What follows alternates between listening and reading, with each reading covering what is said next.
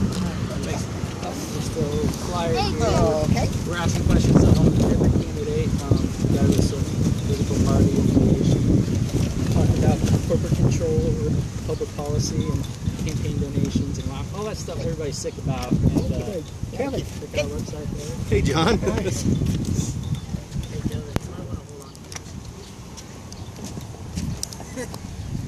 Is that not working out too well?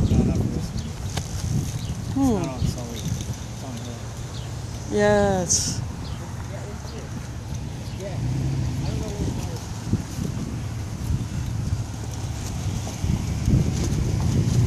I suppose all of these lots around here will be filled up. That's probably what they'll end up doing, just filling up every space they can find out here.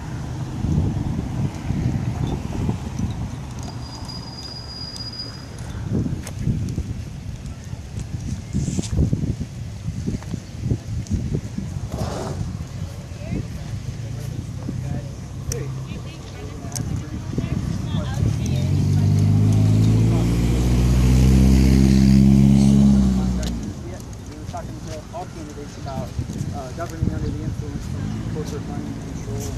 Had a lot of success. Yeah, exactly. Good afternoon, this is Occupier Kaylin coming to you live from outside of the Bernie Sanders event venue here in Ames, Iowa. A couple of people out here Doing great. You liking the new gig? I am. are out here with two of the Governing Under the Influence banners, You're not going to be too rough on it. vertical banners, and again it is windy, had to chase one of the banner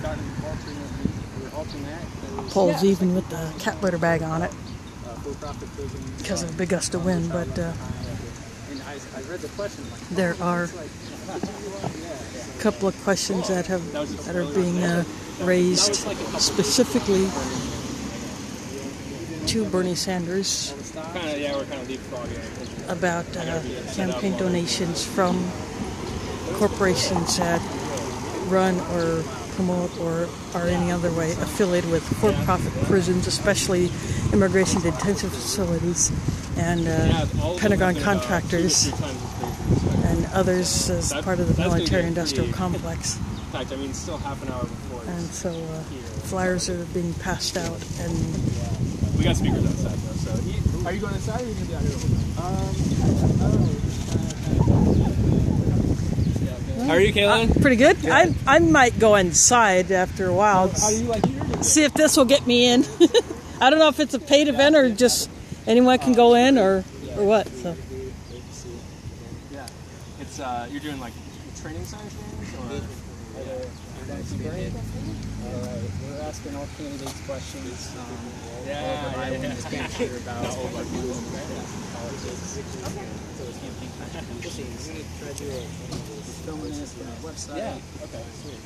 People across the country are listening. A similar event in New Jersey got posted on Facebook, and that has Cool. So, had over 8,000 shares. Yeah, we saw him. Is he still on staff or he's just here for fun? Okay. As an AFSC member. No? We actually don't have like AFSC members. Oh, okay. Yeah, it's not like a member-based thing, but he's gonna go work on a. Hey, I recognize you. I took off my Hillary sticker. She was like canvassing at the farmer's market on Walkover for Hillary. I was like, hey, swing by. So he's not. Okay. He's just hanging out. I originally thought I would be going live at 2 o'clock, but I decided since I got the banner post set up now and people are coming up to the venue, I just thought I'd go ahead and hit the button and get rolling. It's quite windy here, so these cat litter bags may not be enough. This room at St. Ambrose that had like spiders on it. The room that we reserved originally was. So these two guys are staying by the banner post just in case he does try to take it. Got a couple of different So they broke down that divider, made it bigger, and then even more conversations going on. What are you guys doing out here? This is the American Friends Service Committee Governing Under the Influence Project. I'm here covering their action today. Okay, are you guys trying to are you guys with him or are you guys trying to protest? Well, the idea is to just get questions to him about some specific issues. All candidates are targeted. Okay, awesome, okay. And of course, people have been asking, where do we park? So I said, they'll probably just fill up all these lots around here. Yeah, for real. I was just someone wondering what you're doing, so I gave her a little scoop on what you're doing. Hey Hector, if you want to go inside, you can probably go inside because he said it's like filling up right now. So, yeah, it says this one is hello everybody. The question, I just wanted to picking any sides or parties. Is this Republican stuff? No, we're with Nope. the American Friends Service Committee. It's a nonprofit. Oh, okay. We're talking to we're talking to everybody and Everybody's fair success, game. A lot of media attention. Appreciate you. All right, we appreciate you too. Thanks.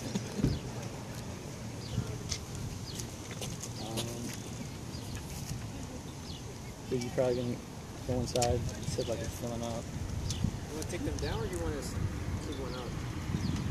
I mean, I'll chill out here. I don't have a problem with that.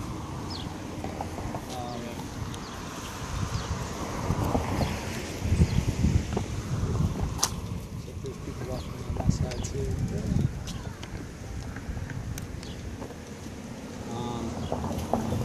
Do this one. I guess we might have to. Yeah, I'm gonna take this one down. Yeah. Especially with that one not being on a real flat surface. Right.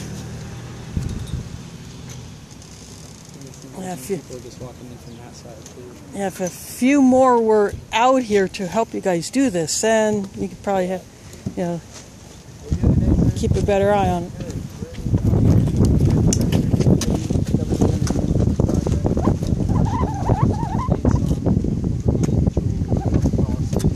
We're out asking every candidate questions, so take it.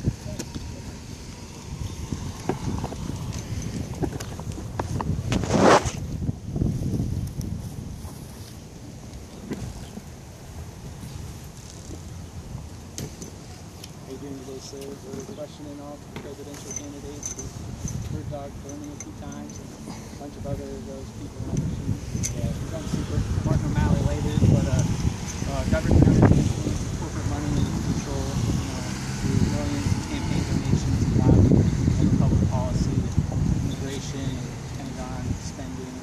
What are you saying on Citizens United? So this is an example like how we're exposing, Citizens United through specific examples of how corporations are spending, that pay-to-play model, spending millions to get billions in contracts back. So I've personally worked against Citizens United right after it happened. There's one of the pole bags. Yeah, I mean, my stuff sits right here too. There's darn people. All right. Thanks.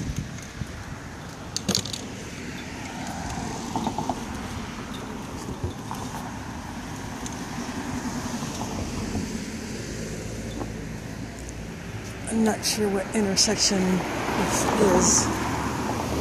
I can't see street names here.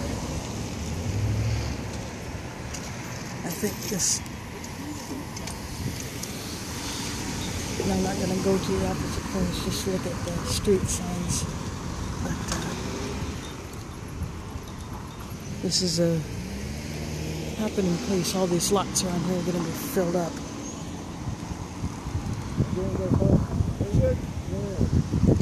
This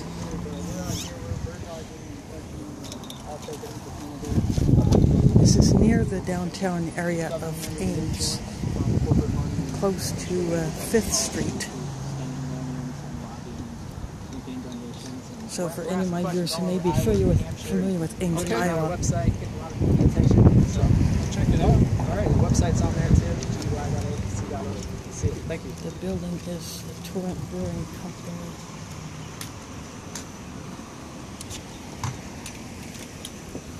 was their borders out here.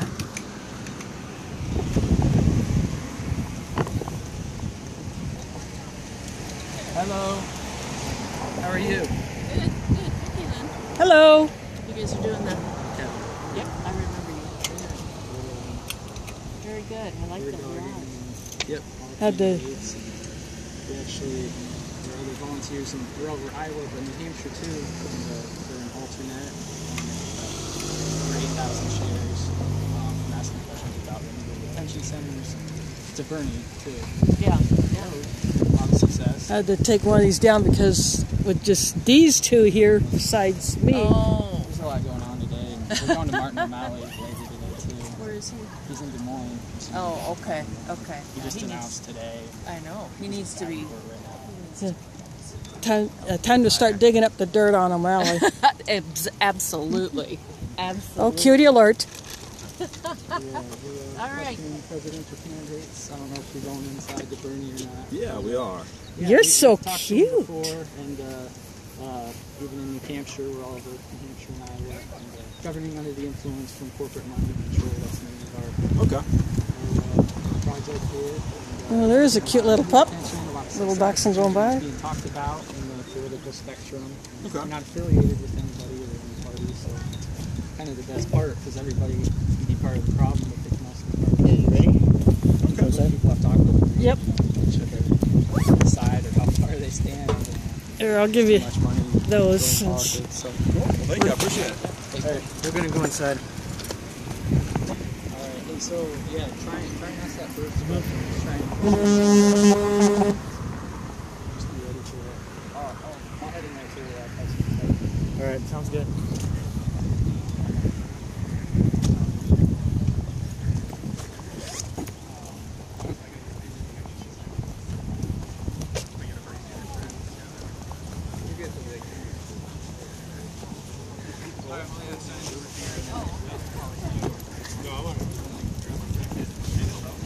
I am going inside and I'm wearing my press badge. The Covington boys.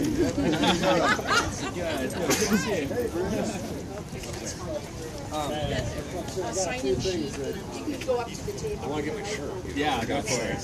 $15 suggested donation. Yeah. Yeah, okay. Grab me.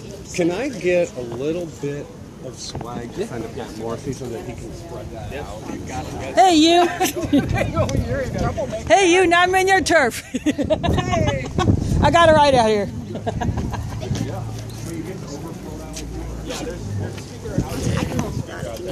Actually, I do this. Okay, easy.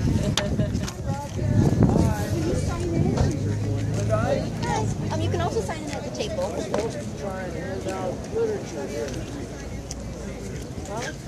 Most of the people are inside by now. Thank you very much. There's free bumper stickers, buttons, and signs over there.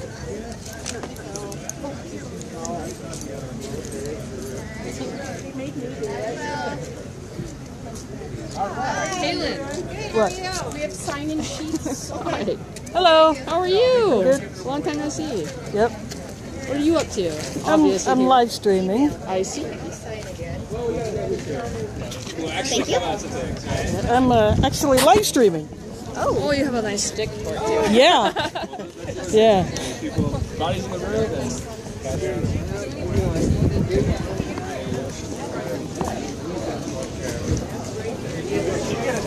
These are boxes of different flyers that they put out. I'll admit, I never bought all those at a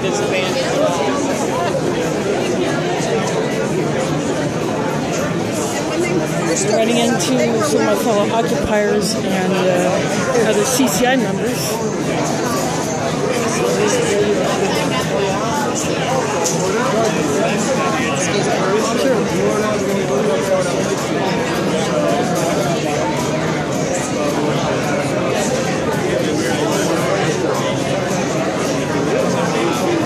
how's it going, Meredith? I'm just like trying to weave and I'm Hey! No. How are you? Good? Good. Have you seen Evan? Yeah, who's the back there? Did he tell you that?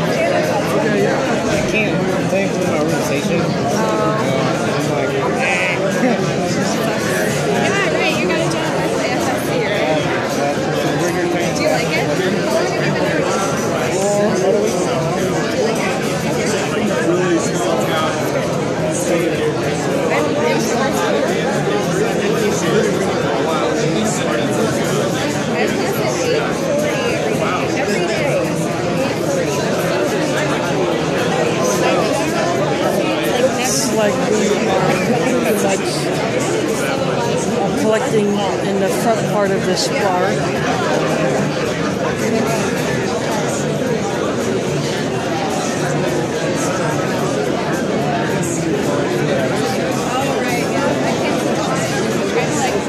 I'm not sure yet where we will be able to position ourselves. But what I did before I came in was they want everybody to write their names on a piece of paper, so that's what I did. Sure.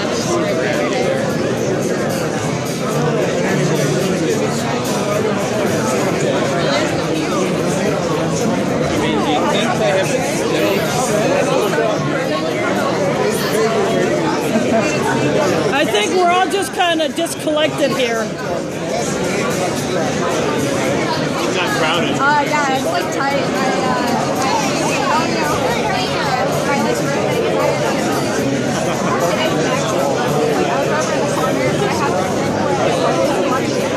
It's up to you if you want to like push in or. I was actually just trying to hang out by us.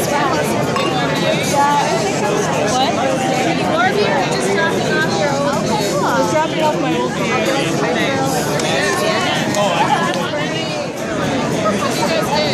How you outside there? You guys have Yeah.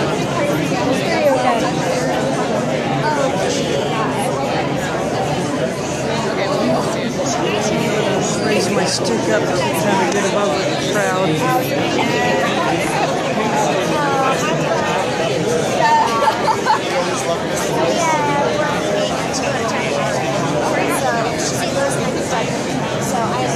Just wanted to show you how full this room was. I know.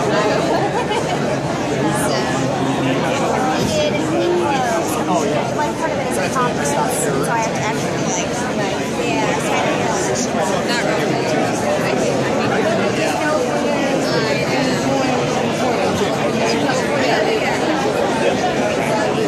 So no beer for People can actually buy drinks here while they're waiting to get into the seating area. It did take quite a while. Actually, not as long as I thought. Again, for those just joining me, this is Akapara Kaylin coming to you live from inside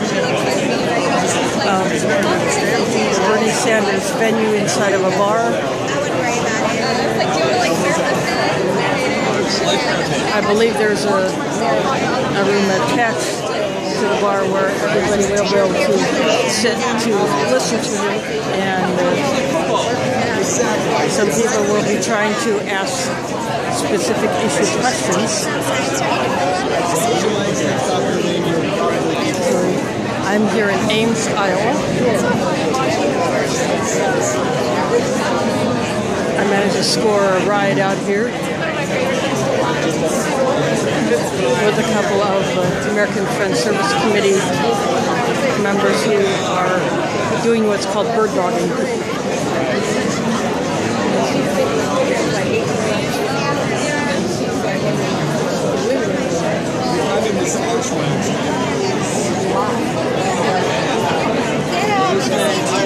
Ames, Iowa is a city where Iowa State University is.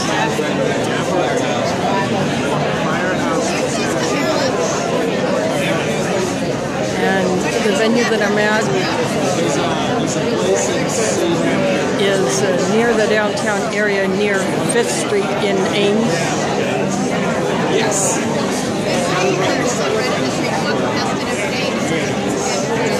Yeah, there's a place in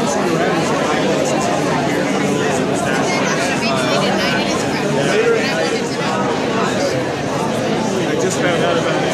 Waiting for my As you can see, people are walking past me with full beer glasses.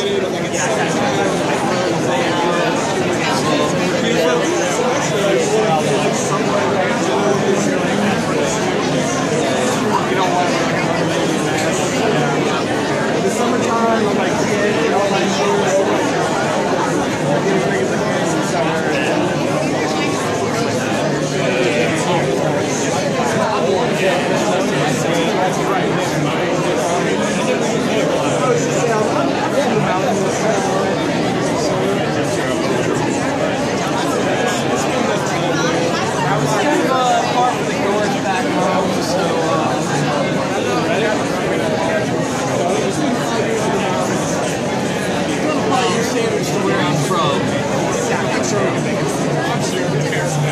Yeah, right. More smart.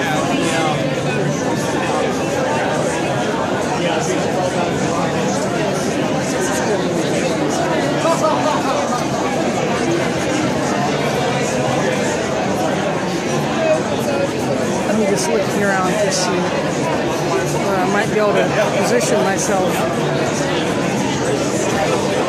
Yeah, it's quite noisy in here.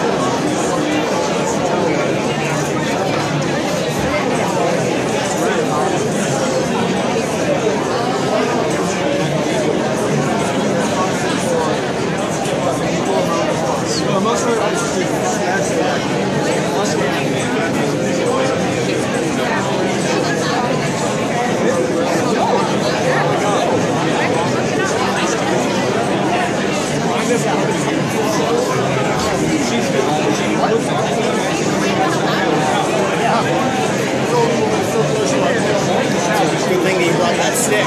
Yeah. Yeah, I can extend it. Yeah. I can do this with it. That's good. Yeah, this will come in handy. It's going to be hard to see them otherwise. Yeah.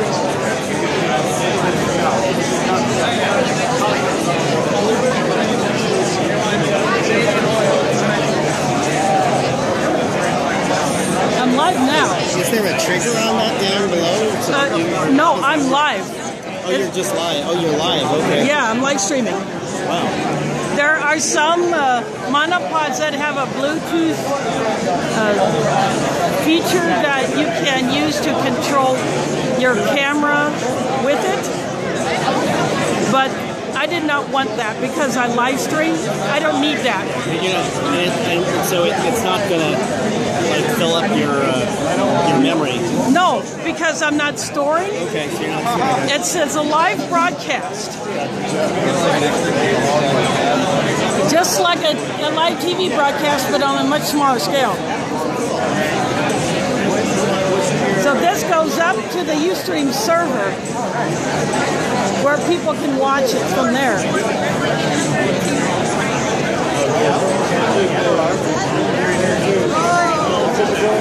I live stream protests and things like this, and I've gone to the Capitol and streamed there. Yeah. You mean in Des Moines? Yeah. Yeah, I live in Des Moines. I got a ride out here from someone who can drive.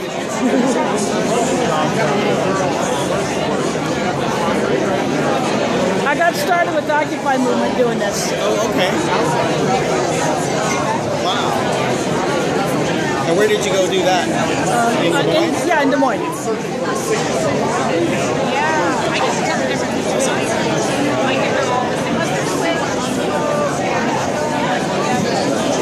Oh, yeah, I see you have official ID here. Yeah. This isn't like, you know, I'm a freelancer. I only work for my viewers. I don't need no corporate sponsorship. Excuse me.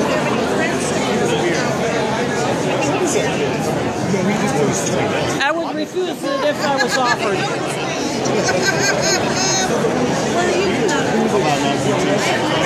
Oh, I used to contact this kid for years. So how do I find you online? On Facebook, this also, whenever I go live, I post to Facebook and I post to Twitter. My Twitter handle is @STRAINSOP.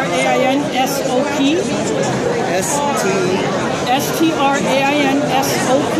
That's my Twitter handle. And my Facebook name is a lot longer. I use my full name plus the word occupier. So. Okay, yeah. Kaylin Lee Occupier Strain is my Facebook name. Can't beat the weather out there. Some of the Google things have a little fog. It's not all you have. Denise is way more aggressive than We knew when we pulled up that this place would be packed because all the surrounding lots are going to be full. That's awesome. We parked on a metered space instead of in one of the lots because there's plenty of parking around. Yeah. Yeah. Something quiet right now. Yeah. But I'm just being this brewery. Yeah.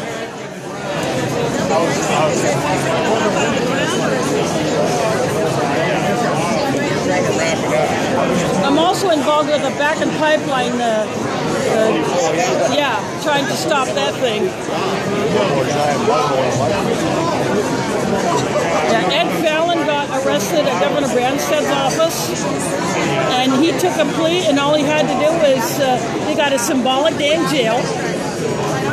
He did not have to go back to the jail, not a fine. He only had to pay the $60 court cost because when he was arrested by the state patrol, so they automatically take anyone they arrest to jail.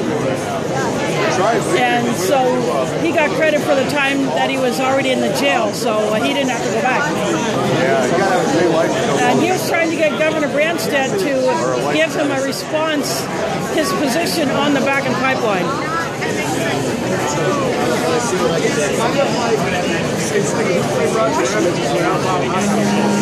And that pipeline is supposed to go through this county. So farmers are resisting it big time.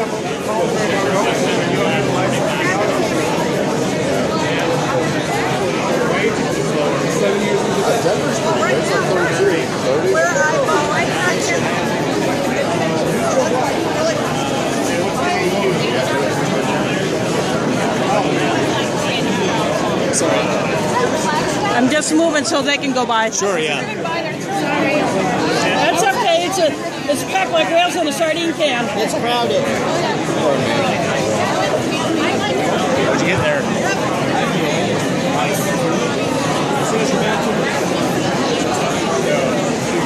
I think I'm going to change my position over here a little bit. Allow other people to move around.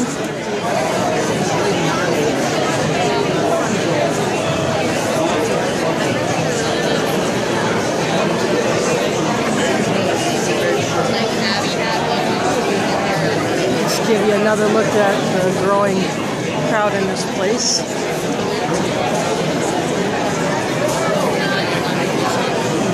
There's going to be a lot of body heat in here.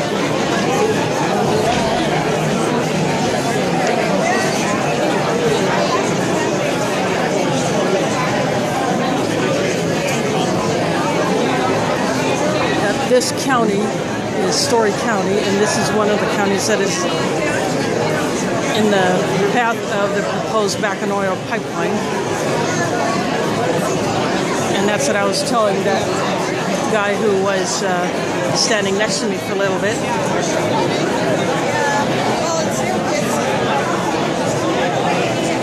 So now he knows what's up, what's going on in this county.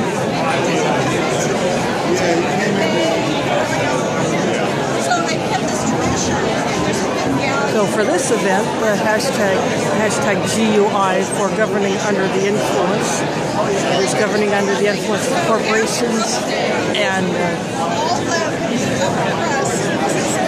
the super rich that want to not only control the government but control the politics and every aspect of our lives. It's like Marvel, but everyone dresses as pirates. Back to my Well, that's what's going on here.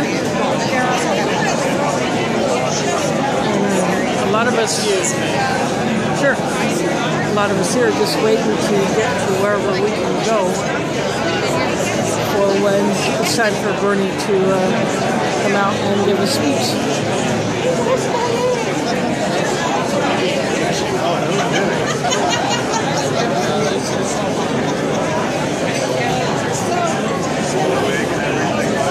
What people will try to do, a few of them will, is try to pump out a question on an issue that really he has not spoken of much. And see if he will give a definitive answer on his position, as well as if he has any involvement, whether through campaign donations or what.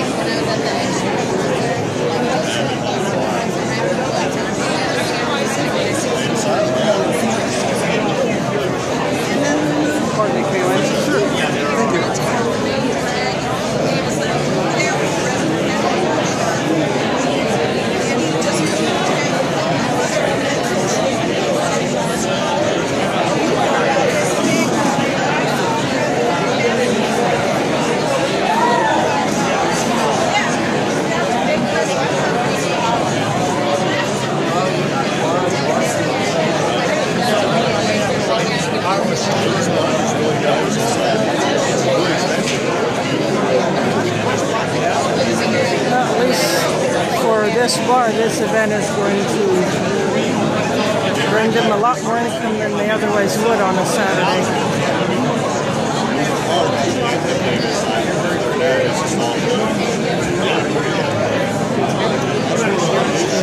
Quite a few here from Des Moines. In addition to the other two that I came here with.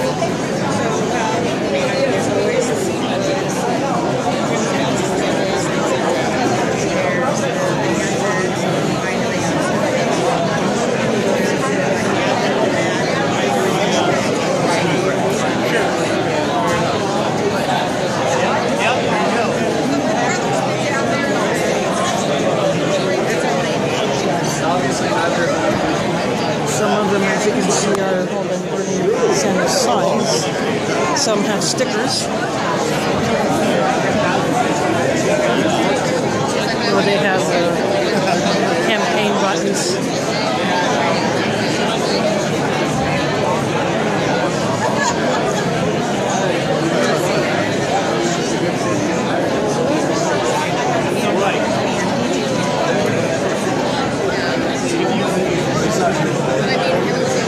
Once this event is ended, then I will be going back to Des Moines to cover a similar event for a newly announced candidate.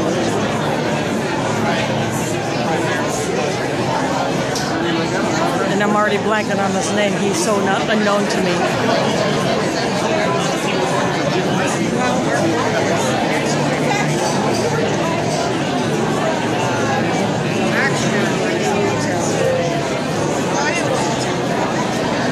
O'Malley, I think it is. Sure. Anyway, we will be going to his new campaign office and bird dog him.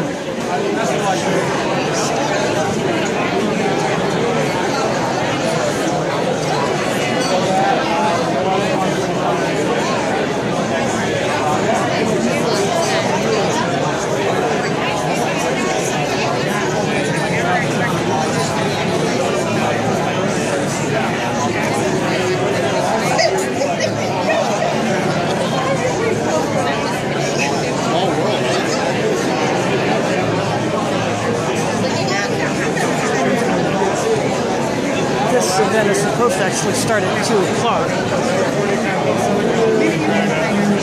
It is that now.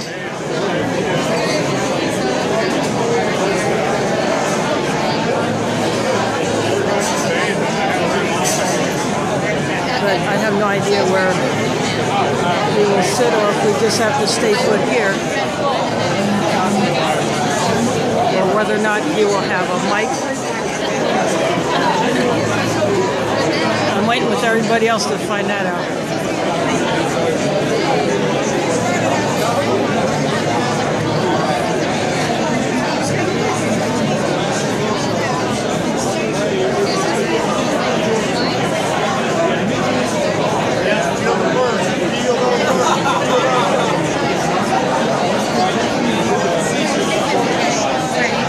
But it was like, so you're like 2:30.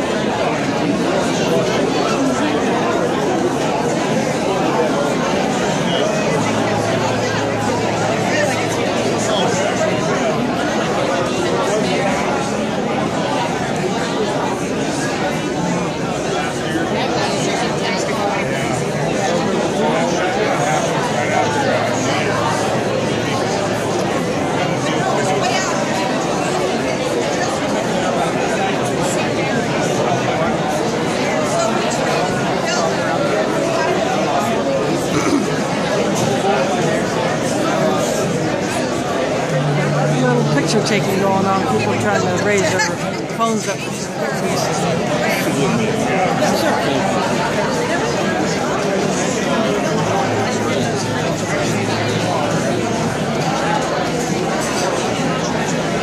Right now I'm probably standing next to the tallest guy in the joint.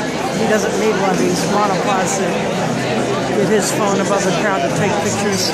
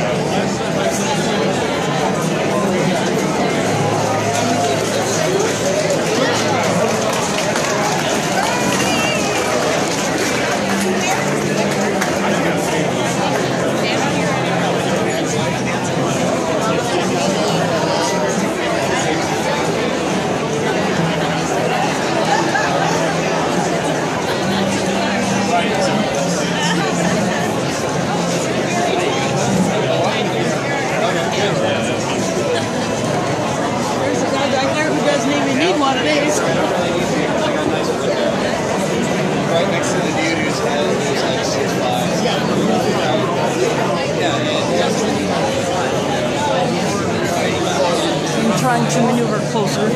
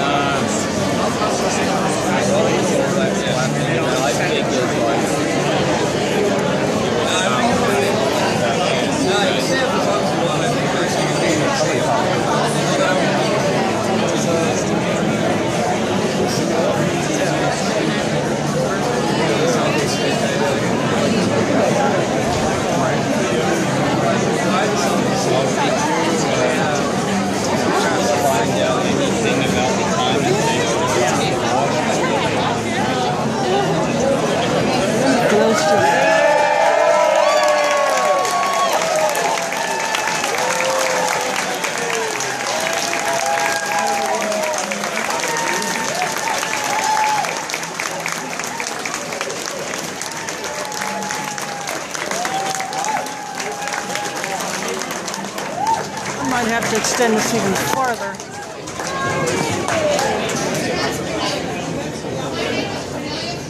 And I'm part of the group Grassroots for Bernie.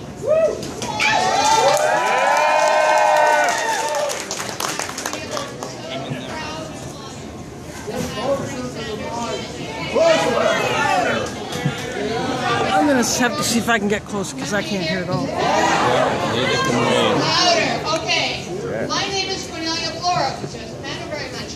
But the one thing that does matter is I'm part of a really exciting group called Grassroots for Bernie that are so thrilled and honored to have Bernie Sanders here right after he declared that he is going to be a Democratic candidate for the United States presidency.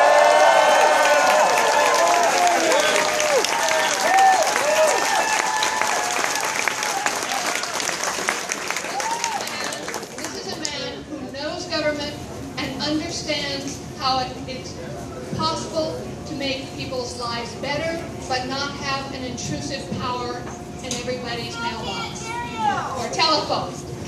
So, louder. Okay. Okay, is this better?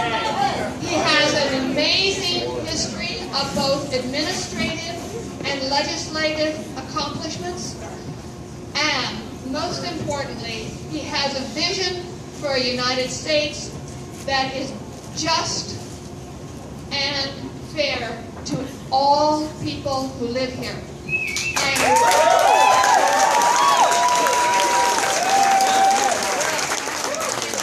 present to you the next President of the United States.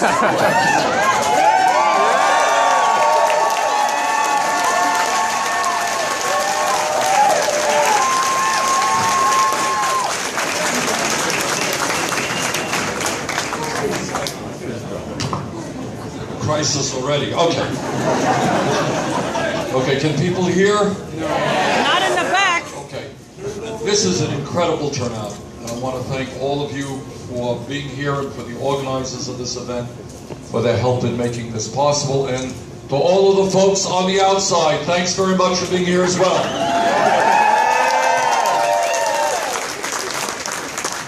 Let me begin by just telling you a little bit about what's been going on in the last week.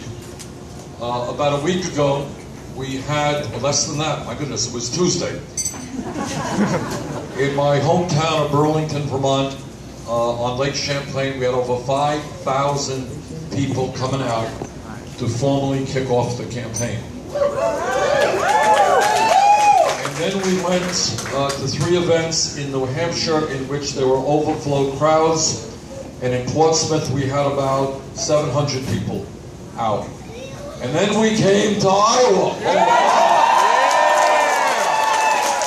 Unbelievable. In Davenport we had, I don't know, what was 700 or 800 people out. And this morning we were in Iowa City.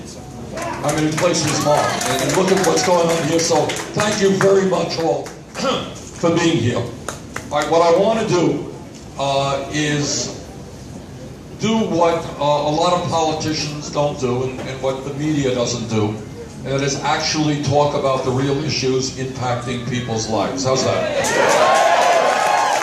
I know that they'll say radical idea, but that's what we're going to do. And then, as best we can, we're going to try to do some questions and answers after I'm finished. But I think the first point that I want to make, I'm going to start off by telling you, but I think in your heart of hearts, many of you know, but I think there are very few elected officials who will tell you this. And here's the simple truth. We need a political revolution in this country. So what do I mean by that? What do I mean by that? What I mean by that is we can have the best president possible in the White House, but that president cannot accomplish anything unless there is a mass movement of people who stand up loudly and clearly in support of that president and say enough is enough. The billionaires who own this country cannot have it all. Yeah.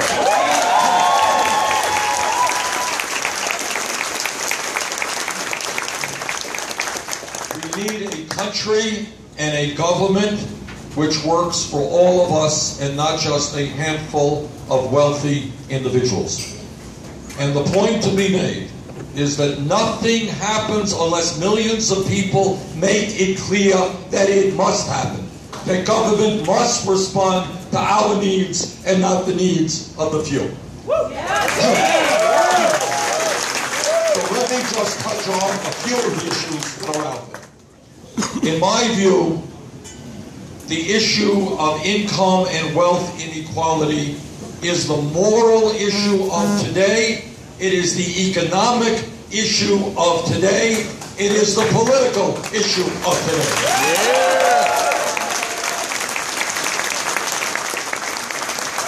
We are living in a nation which has more income and wealth inequality than any other major industrialized nation on earth, that has more income and wealth inequality than any time since 1929, just before the Great Depression.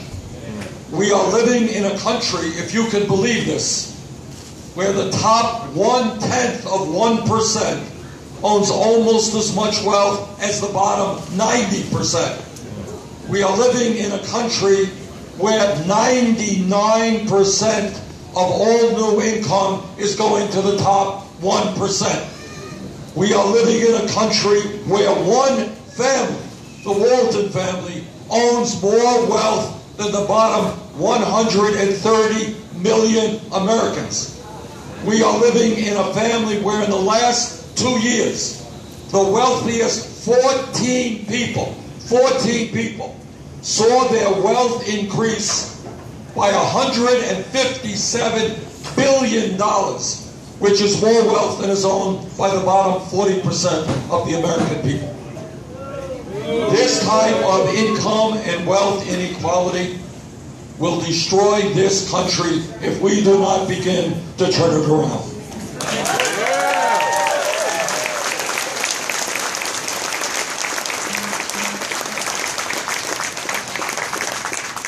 But it's not only income and wealth inequality, it is the state of the economy in terms of what's happening to ordinary people. And here's the truth, and many of you know this, that for the last 40 years in this country, not the last 7 years, the last 40 years, we have seen a middle class in this country, which was once the envy of the world. We have seen that middle class year after year after year disappear. In my state of Vermont, and I'm sure it is not dissimilar here in Iowa, we have people who work not just one job, they're working 2 jobs, they're working 3 jobs, trying to cobble together an income and some health insurance. That's the reality. And in America today, real unemployment is not the 5.4% you read in the papers. Real unemployment is close to 11% if you include those people who have given up looking for work and those people who are working part-time. Because many of the new jobs that are being created are part-time jobs. Today's economy allows 17% of our young people to be unemployed. And for African American youth, the numbers are off the charts. All of this is taking place despite a huge increase in technology and a huge increase in productivity. So the simple question is, why is it that people work longer hours for lower wages despite the fact that they are producing more? We need an economy which works for all of our people and not just a handful on the top. Yeah.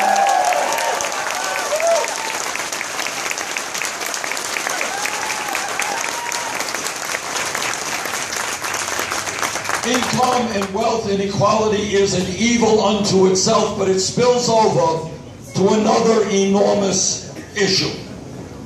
And let me be as blunt as I can and tell you what you already know. As a result of the disastrous Supreme Court decision on Citizens United, the American political system has been totally corrupted.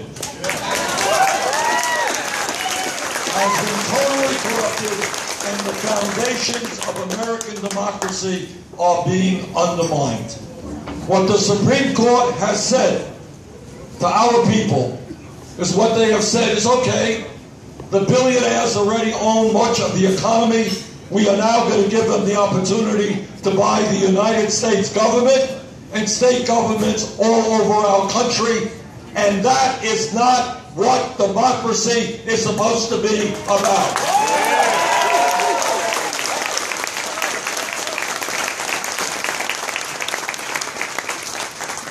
There are media reports out there, which say that the Koch brothers alone, just one family, in this campaign cycle will spend more money than either the Democratic or Republican parties.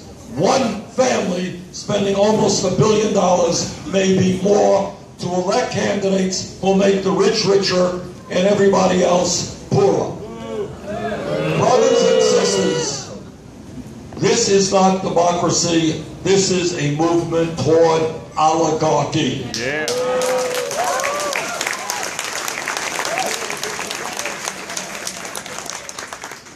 And that is why we must overturn through a constitutional amendment this disastrous Citizens United.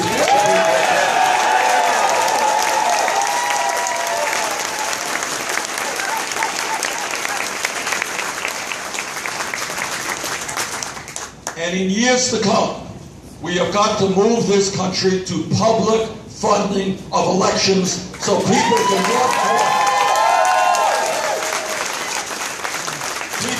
run for office without having to worry about being beholden to the wealthy and the powerful. Now I want to touch on another issue, which is of enormous consequence, not just to our country, but to the world. And that is, we have got to understand that what the scientists are telling us in overwhelming numbers is true. Climate change is real.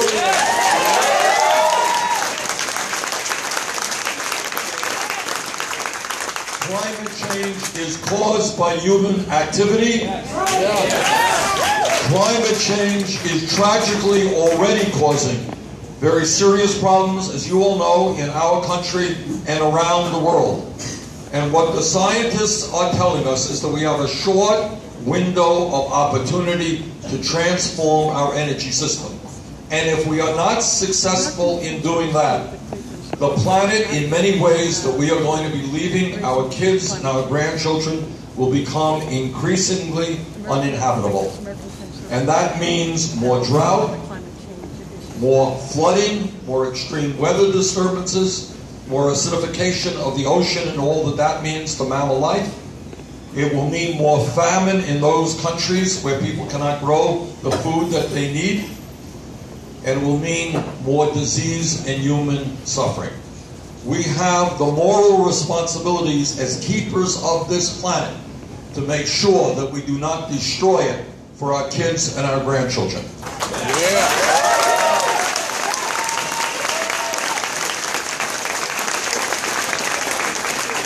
And interestingly, you know, needless to say, as perhaps the most progressive member of the Senate, I have my disagreements with Republicans.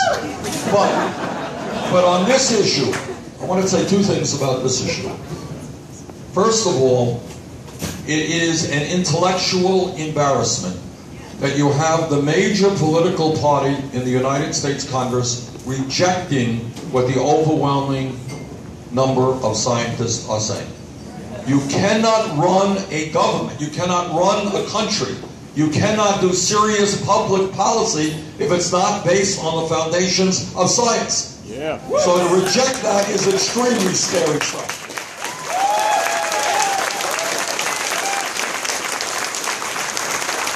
And the second point that I would make is, and I know, virtually all of the Republicans here, if you think that this is just that they're not smart enough to understand science, you would be mistaken. This gets back to the issue we talked about a moment ago about money in politics. The Koch brothers, ExxonMobil, and all of these big energy companies, they are making billions in the fossil fuel energy business right now. And it seems to me it's hard to understand, and I really don't, because I'm sure all these executives have kids and they have grandchildren. But apparently they are more concerned about their short-term profits today than they are about the planet they're going to leave their grandchildren. So this is where money and politics intertwines. Because the Koch brothers and the big energy companies that fund many of the Republicans have made it clear that they are not allowed to stand up and tell us the truth about climate change. And that is another reason why we have to end this tyranny of money in the political process.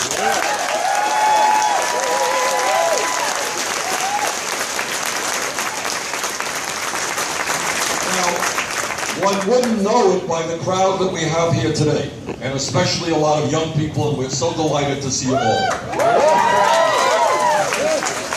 But throughout this country, what a very serious problem is that there is a lot of demoralization, right, with regard to the political process. A lot of people are throwing up their hands and giving up in despair, but we cannot allow that to happen. Despair is not an option That is exactly what these guys want us to feel, what they want us to say, what they are saying in so many words. You really think you can make a difference in changing this country? You can't. We've got all the money. We've got all the power. You can vote or you don't vote. It doesn't matter. We will continue to control this country. And what this meeting is about, when we talk about a political revolution, we say the very opposite. And that is that we say this country belongs to all of us, not just to you. And you know what? We are going to change this country.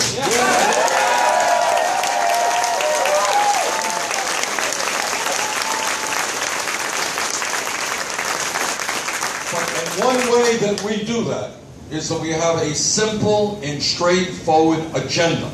We break through all of the crap, we break through all of the political gossip and everything else. And we try to come up with some ideas, very concrete ideas, that will resonate with working families all over this country. Because one of the reasons that people have given up on the political process, they turn on the TV, they see these people babbling about, and when they look at the TV, they say, it's not relevant to my life. I can't afford childcare, my kid can't go to college, I don't have any health care. What are these people talking about? And our job is to come forward with an agenda. It's going to be an evolving agenda. We want your input into that agenda. But an agenda of a number of key points that make sense to the American people. Let me begin a very brief overview of what that agenda should look like. Number one, when you go out and you talk to the American people and you say, what is uppermost on your mind? Usually the response is a four-letter word called J-O-B-S, jobs. All right? Yep. People understand that we have unemployment rates which are much, much too high, and youth unemployment rates off the charts. We need a federal jobs program which puts millions of people back to work.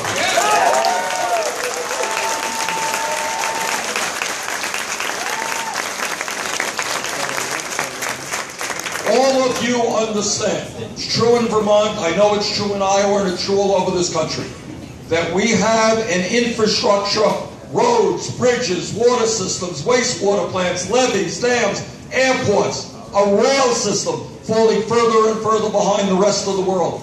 Our infrastructure is collapsing. We need to rebuild it, and we can create millions of jobs doing that.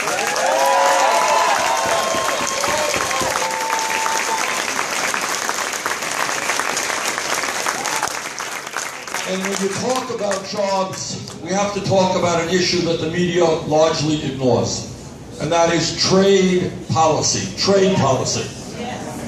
You're looking at a United States Senator and former Congressman who voted against NAFTA, against CAFTA, against permanent no trade relations with China.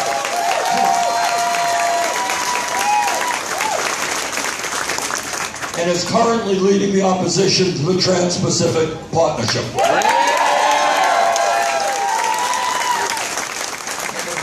The bottom line here is we need trade policies not developed by corporate America and Wall Street and the drug companies. We need trade policies that work for the middle class and the working families of this country.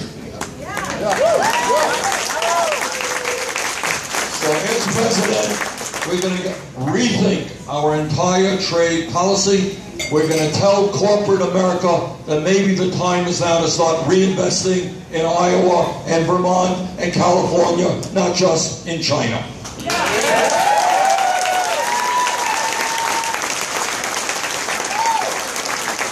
Now, when you talk about wealth and power and recklessness and greed and dishonesty, those are just other words for Wall Street. In my view, it is time to break up the major financial institutions in this country.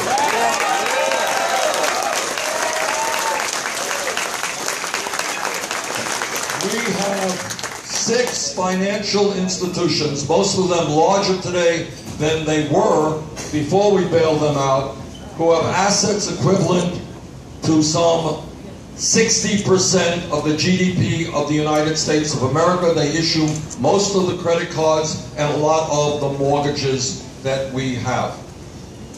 they have shown themselves to have a business model which is based on fraud. Every week, with very weak regulation. It's not that we have a regulatory system which is really watching these guys closely.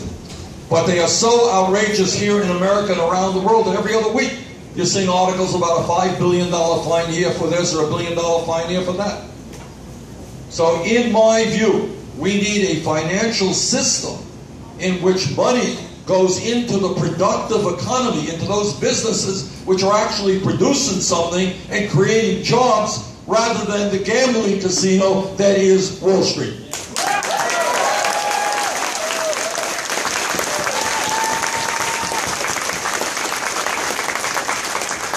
So bottom line, if a financial institution is too big to fail, it is too big to exist, we're going to break them up.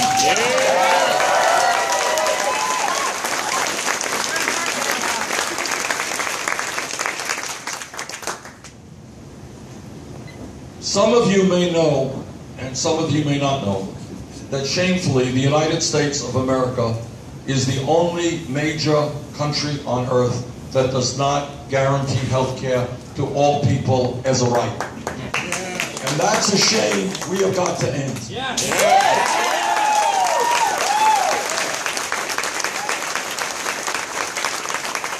Today, despite the gains of the Affordable Care Act, we have some 35 million Americans who continue to have no health insurance, and we have millions more who have inadequate insurance with high deductibles and high co-payments, and I expect some of you are in that boat, right? Furthermore, our healthcare results are not particularly good compared to other countries. Our longevity is not as good as many other countries. We die earlier, our infant mortality rate is higher, and in a number of diseases, we are not doing as well as other countries in terms of treating them.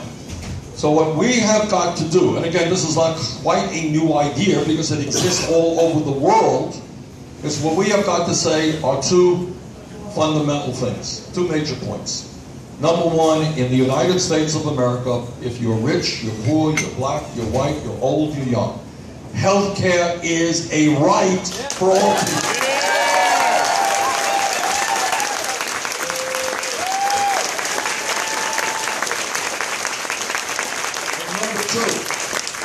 Number two, we need a cost-effective mechanism, approach, in order to provide quality, universal health care. And in my view, the best way forward is a Medicare for all, single-payer program.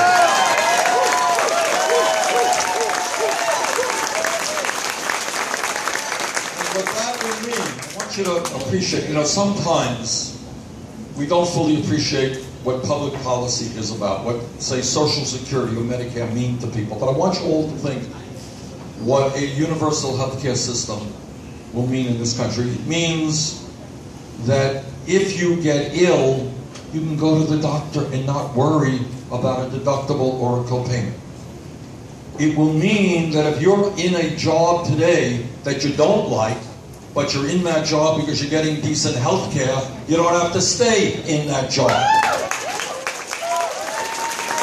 And I remember, there are a million of these stories. Just one pops into my mind. A couple of years ago I read there was a guy, I don't know how old he is, older than one would think, who decided to re-enter the military because he had been in the military. Why did he re-enter the military? Because his wife had breast cancer, and that was the only way that he could find employment that would pay for her health care. That's a little bit absurd in the United States of America. Okay? Now there's another issue I want to touch on, which is needlessly, I think, an important issue here in Ames, Iowa. And here's the story. We all know that we live in a very competitive global economy. And we all know that if our country is going to create the kinds of jobs and have the quality of life we want, we need to have the best educated workforce in the world. Yeah. Everybody understands this. And yet today, in this great country, we have hundreds of thousands of bright, qualified, young people who want to go to college, who want to get a higher education, but can't get that education because their family doesn't have enough money to pay for it. What kind of insanity is that? What that means is we are denying a ladder to the middle class, to millions and millions of people, but even worse, we are slowing down what this country can and should become. We are saying to all of these young people, we don't want your intellectual energy, your capabilities. We don't want you to get the education you can get in order to become doctors and scientists and engineers and teachers and all of the things that our country needs. We're pushing you aside. We want to encourage people to get the best education possible, not discourage them.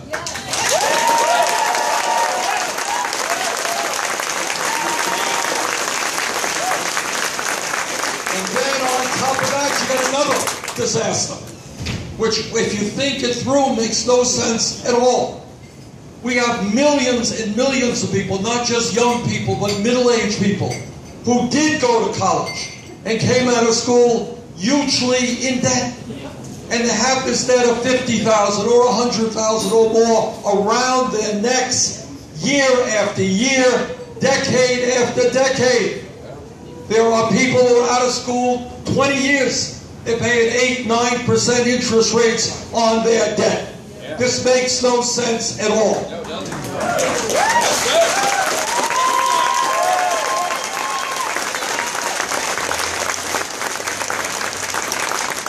So we have introduced legislation which I will fight to implement as president, which does two things. First of all, it says that in the United States of America, for public colleges and public universities, tuition will be free.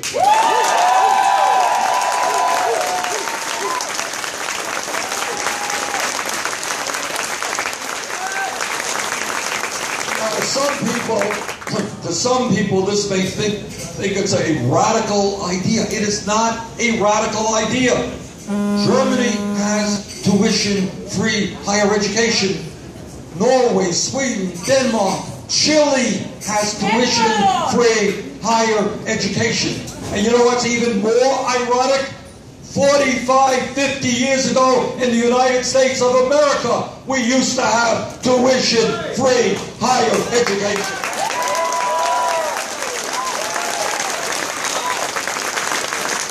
45 years ago, people could go to great public universities like the University of California or the City University of New York and public colleges all over America. They got into those schools regardless of the income of their families. If we could do that 50 years ago, we surely can do it today.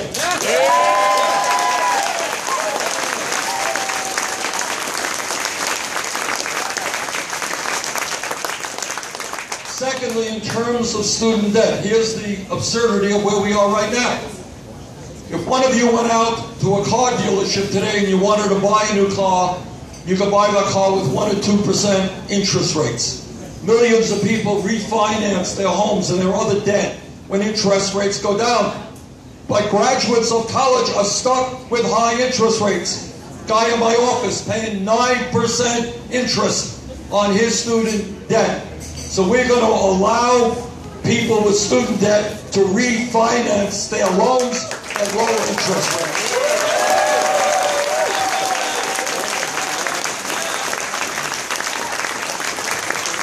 And second of all, the federal government today makes a pretty hefty profit on these student loans. Well, in my view, the government should not be making profit off of the backs of low-income and working families who are trying to send it to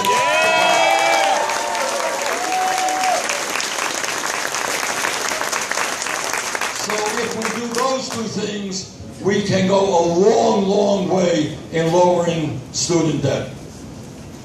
Let me just conclude, and there's a lot more to talk about, but I want to hear your questions and your thoughts. Let me go back to the original point that I made.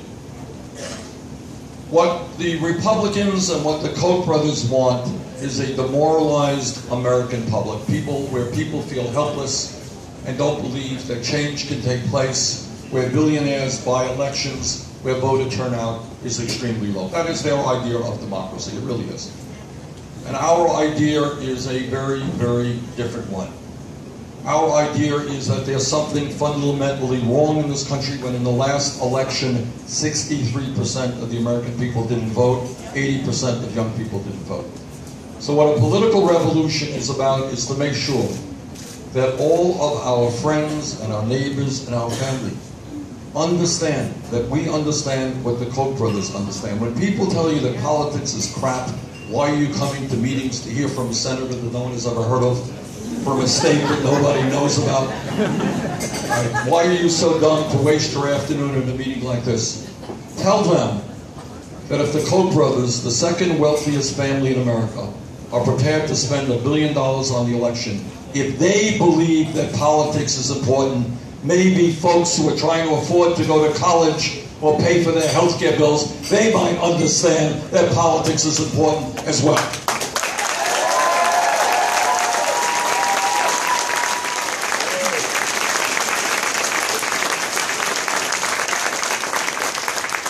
In the last number of years, a lot has happened in our country that we should be very, very proud of. And by the way, Iowa has played a disproportionately important role in some of those developments. And I'll tell you how. Everybody in this room knows that we have a very tragic history of racism in America, and we know that still exists today. But we also know that if we were standing here 30 or 40 years ago, and somebody said, you know, I think America is becoming mature enough that we will elect an African-American president in the year 2008. If somebody said that 30 years ago, people would have said, you're crazy, that will never happen that soon. And that that guy would be reelected 4 years later with a very big vote, nobody would have believed it. But Iowa helped lead that effort. And this is what Iowa did. No secret, Iowa is largely a white state. But what you said is that we're going to look at a candidate based on his ideas and his qualities, not the color of his skin, and you made history doing that.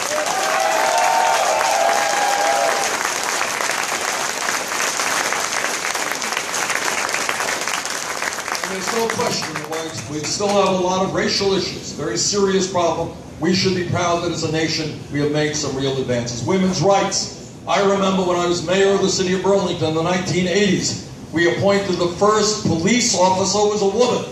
Oh, what a big deal it was. But in recent years, as a result of the struggle of millions of women and their male allies, we have knocked down barrier after barrier after barrier, and we've got to knock them all down. Yeah. All down.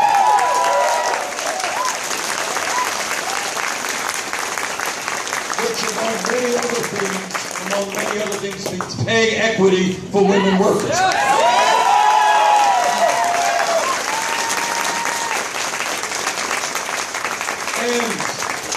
I want you to make another point, which we now take for granted, but we shouldn't.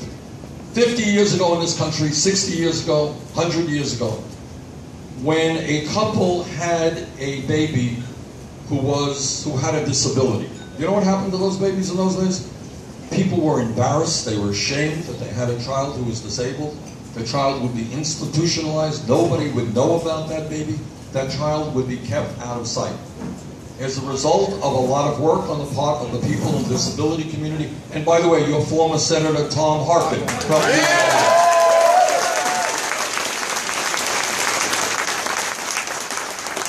America's attitude and approach toward the disabled has been radically transformed. And now in classrooms all over America, kids with disabilities are loved, are welcomed into the classroom. They are part of the human community, and we love them and we respect them. Yeah. That didn't happen by itself.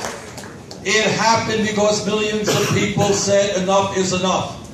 And last but not least, and I can give you many examples, if we were sitting here not 40 years ago, not 20 years ago, but 10 years ago, and somebody raised their hand and said, you know what? I believe that conservative states in America will vote to approve gay marriage. People would think we're totally crazy. But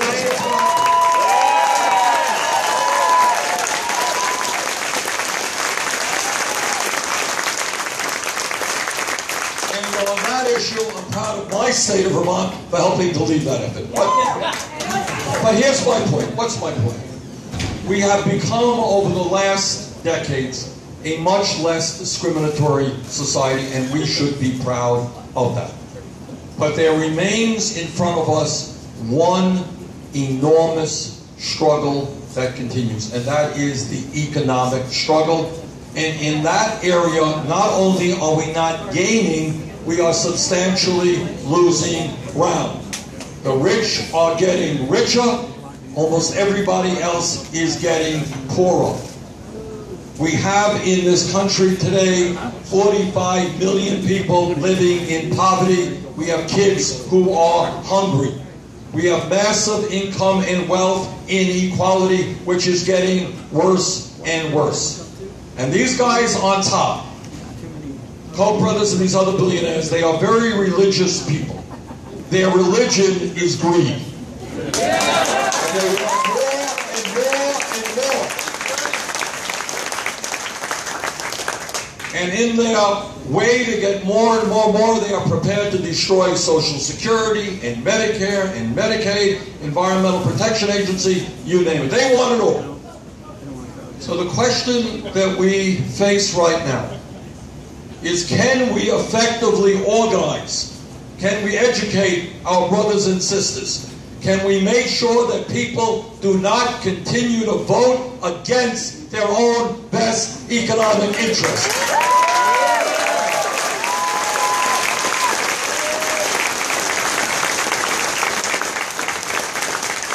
The billionaire class obviously wants what the Republican Party is doing. More tax breaks for the very wealthy, massive cuts in every other program.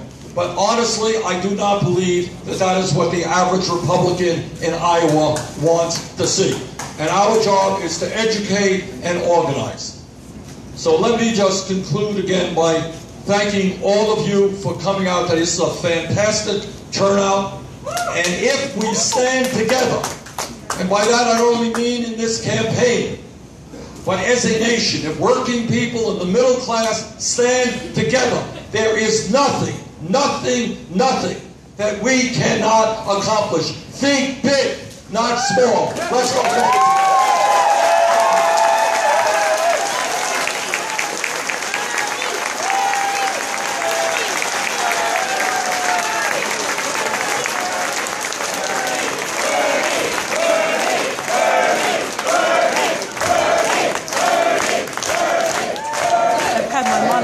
Extended to the crowd. I appreciate it. It ain't Bernie, it's you. I'm going to do my job. But absolutely, positively, I cannot do it alone. If you think I can, you're wrong. We have got to go forward together. So it's you, not just Bernie. Believe me on that one.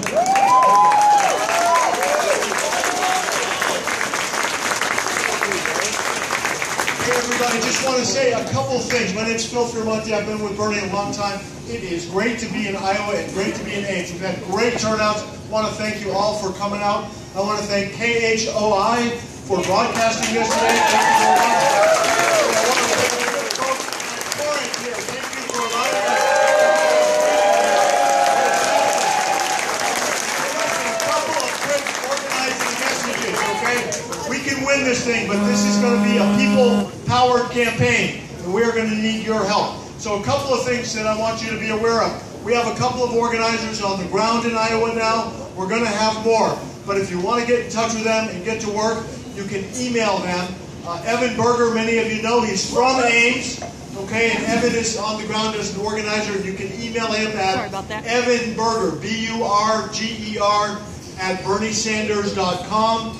Many of you may know Pete D'Alessandro, who's working with us, Pete at BernieSanders.com. So that's one way to stay in touch. Another thing that you can do, and I would urge you to do this now, take out your cell phone and send a text message to 82623. That's the number that you're going to text. 82623 and just put Bernie in the message, and that's a way that we'll be able to stay in touch with you. We'll let you know when Bernie's coming back to Iowa, when he'll be in Ames, any important news updates on the campaign, you'll get through that.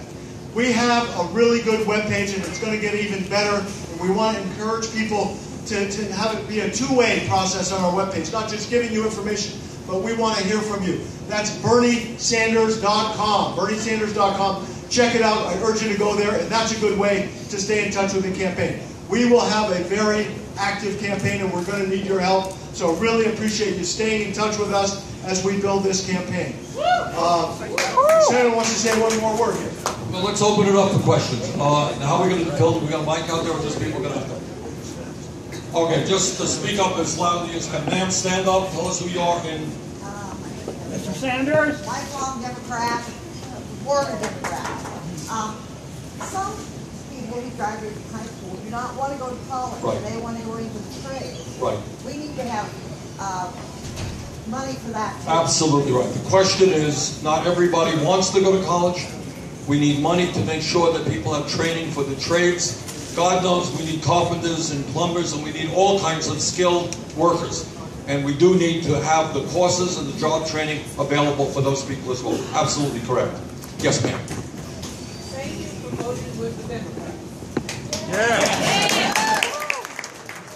President Obama, a lot of the things that you were saying tonight were classic. Then the Democrats, 60 senators that were Democrats by name, ran away from us. All right, let me stop you. I'm going to have to, it's like Bing translation. Anybody in the back hear her? No. Okay, so I'm going to have to translate you, all right? Oh, that's it. I don't have to translate. You have to come here. So the first thing was that I thank the senator for voting with the Democrats. I'm very grateful for that. The second thing is when Obama was elected, many of the things that you say tonight were programmed to happen. They didn't, partially because the Democrats didn't stick together. In 2010, they ran away from them. In 2014, they ran away from them. So you alone cannot do it. We need, I don't know, 80 senators that are Democrats. Thank you. And you make a good point. Mr. Sanders, I One- don't need a one- mic. hold Take it. like a moment. The one, no, 1 second. James, 1 second, please. Okay. What this one, what's your name? Renata just said is very, very true. And that is many Democrats ran away from Obama, but you also have to throw in the unprecedented level of Republican obstructionism. And Renata ended up saying that you probably need 80 progressive Democrats in order to make something happen in the Senate. I think that's true. But all of that gets back to the point. You said the president can't do it alone. You are absolutely right. Let me reiterate, I got the bad news, and this is true. No one else's elected official is going to tell you this. Republicans listen to the billionaire class. That is their agenda. Too many Democrats don't have the courage to stand up for working families. And what our job is, and that's what I'm talking about in terms of a grassroots movement, hold these people accountable. Know what they're campaigning on, demand that they stand up and be truthful with you. And when they get elected, hold them accountable. And the second point is, you have got to make people understand, which is very difficult because the media is really bad about this. Make them understand what is going on in Washington and who is voting for what. And some of your neighbors who vote Republican will be really shocked. I don't think they sent Republicans to Washington to give tax breaks to billionaires and to make massive cuts in programs for the elderly, the children, the sick, and the poor. Okay, other question. Yeah. Yes, sir, right here. Yes, sir. I understand that law enforcement is honorable and noble work. But what can we do about police malfeasance, profiling, police brutality, the unjust criminal justice system? Good question. The question is, what can we do about the unjust police systems or departments that exist all over the country? So let me just say this. I was a mayor for 8 years. and work closely with our police department. Being a cop is a very, very difficult job, and many of our cops do a great job. But it's not an easy job. Divorce rate for cops is very high, stress rate is very high, they die young and so forth. Tough job. But here is the good news and the bad news. Now, it's a great question. The good news is that now when you see cases of police brutality and policemen killing unarmed people, you're seeing that on television. Now guess what? Anybody in this room thinks that, my God, what's happening? We're suddenly seeing all this on television. You don't know what's going on. This has been going on for decades. The difference is that for decades, the communities did not come together and say, enough is enough. So the good news is we're beginning to focus on that issue. What do we have to do? Well, for a start, we have got to end the militarization of many police departments in this country.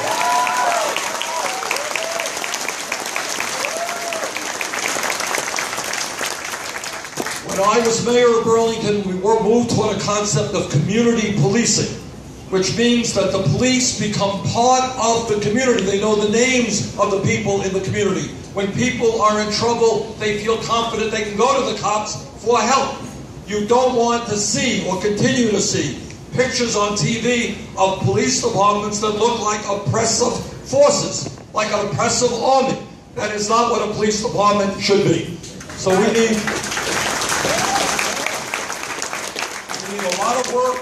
We have some great police departments. We have some not so great police departments. But police departments have got to be part of our communities, not oppressive forces.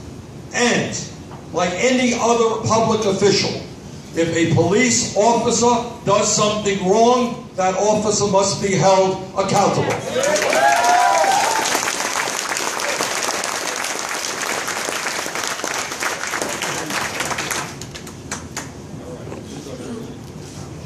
What are you going to do to help the environment?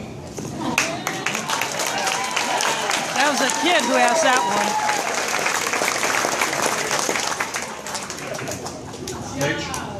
Paige asked a very, very good question. And I think it's a good question because, Paige, if we don't work hard on the environmental issues, we're not going to leave your generation much of a country or much of a world. So I think what we have to do is, A, address climate change, make sure that there are not a whole lot of toxic chemicals floating around that are getting into our air and our food and our water. Make sure that when people go to the grocery store and they buy food, they can tell whether or not it has GMO food in it. Also, we want to encourage, to the degree that we can, a movement toward locally based agriculture and organic farming.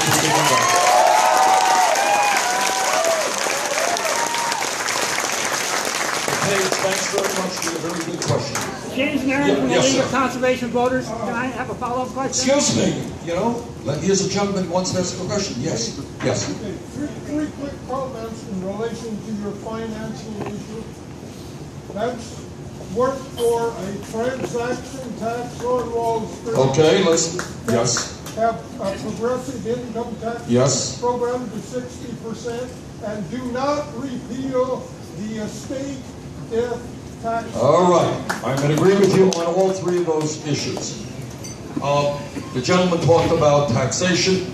Give you an idea how absurd it is and how out of touch the Republican Party is with mainstream America. In this last budget, which they just pushed through, not only do they cut Medicare and Medicaid and throw 27 million people off of health insurance, they had the chutzpah to give a huge tax break to the top 0.2% of 1% by repealing the estate tax. Okay? The only beneficiaries will be the top 0.2% of 1%, a huge tax break. Gentleman says we need to move to strong progressive taxation. He is absolutely right. Absolutely right.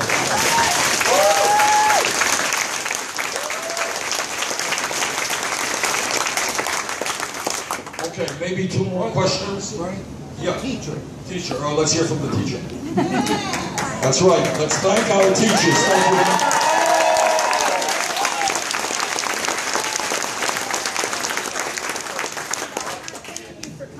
Speaking to all of us today. My name is Beth Harmelink. I teach at Ames Middle School. I'm a special education teacher. The reason I'm here today is because we are very concerned as educators and teachers about the way funding is going into public education. We see our Republican legislature making decisions that don't allow an adequate financial fund come into our classrooms. We're cutting staff, we're cutting programs, our class sizes are getting bigger. Now, the concern that we have is there's a disconnect, it seems, between federal and state. Is there something that you foresee that could happen at the federal level to force those at the state level to follow the law and provide that adequate funding when it's due, as in February? How late are they? What do you foresee happening? Great question. What Beth is talking about is a specific Iowa issue, but more broadly, if I can, the lack of adequate funding for public education. Okay? Let us be clear, and I want everybody to understand, because the media, again, barely discusses it. If you read what the Koch brothers and other right-wing people stand for, you know what they stand for? They don't my phone is believe in public low on education. juice, so They I'm don't gonna have believe. to take This my is a fact. I stream mean, it's down not just an idea. This is a fact. or plug into my Read power what they pack. write. They don't believe in public education. They don't believe in Social Security. They don't believe in public health, i.e. Medicare, Medicaid, WIC programs. They believe all of that stuff should be done privately. I respectfully, as somebody who went to public schools, I respectfully disagree. Our job...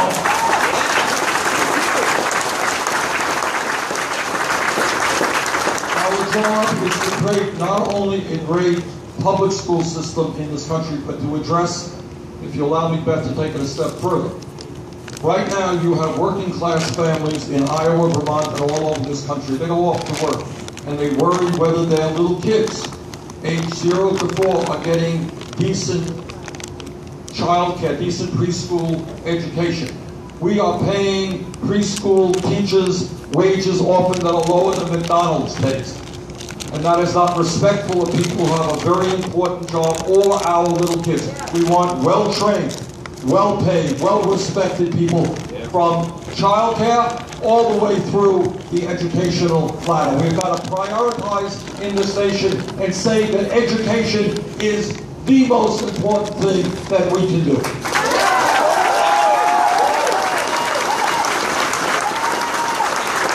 We've got to respect education. I said this in Iowa City, and I'll probably get in trouble, especially in Iowa. We all love our football heroes, but maybe we want to pay attention to our teacher heroes.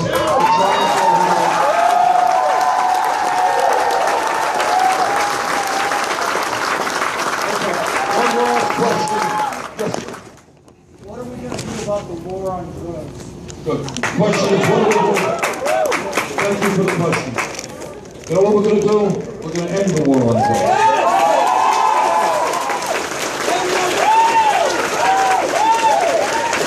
We're making some progress. And interestingly enough, you know why we're making progress? Because it is so bloody expensive to lock up everybody that states are beginning to conclude it doesn't make a lot of sense. So you're seeing some conservatives saying, you know, maybe we shouldn't lock up everybody for every drug offense, for people who are nonviolent and so forth. In terms of, and it gets back to the question that the young man asked here a moment ago, our whole penal system and so forth. We have, some of you don't know this, we have more people in jail in the United States of America than any other country on earth. China is a communist, authoritarian country, 3 or 4 times larger than we are. We have more people in jail than they do. So it seems to me that maybe it makes more sense to put money into jobs, to put money into education, rather than into jails.